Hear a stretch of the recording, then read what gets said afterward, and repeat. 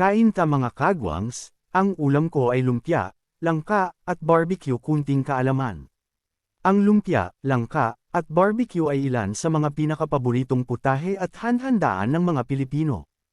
Ang bawat isa ay may kanya-kanyang kwento, sustansya, at sikreto sa pagluluto na nagbibigay ng kakaibang sarap.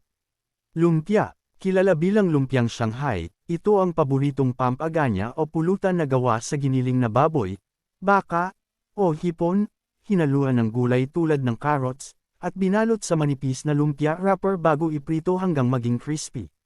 Sikreto ng lutuin, para mas maging malutong at masarap ang filling, gumamit ng kaunting fish sauce, patis, o toyo at lagyan ng itlog para mag-bind ang mga sangkap.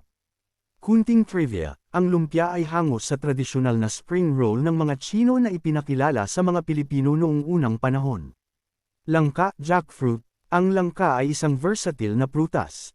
Ang hinog na langka ay matamis at mabango, habang ang hilaw na langka naman ay ginagawang masarap na ulam, gaya ng ginataang langka na nilalagyan ng luyang dilaw at gata. Sikreto ng lutuin, kung magluluto ng gata, pakuluang mabuti ang hilaw na langka sa unang piga ng gata para lumambot ito at sumipsip ang lasa. Kunting trivia, ang langka ang itinuturing na largest tree-borne fruit sa buong mundo at mayaman sa vitamin C at antioxidants. Barbecue. Ang Pinoy pork barbecue ay kilala sa saktong timpla ng tamis at alat, at kadalasang iniihaw tuwing may salusalo o pistahan. Sikreto ng lutuin, ang marinade ay karaniwang binubuo ng toyo, kalamansi, bawang, brown sugar, at banana ketchup. Ang iba ay nagdaragdag ng Sprite o 7-up sa marinade para lumambot ang karne at magkaroon ng kakaibang tamis.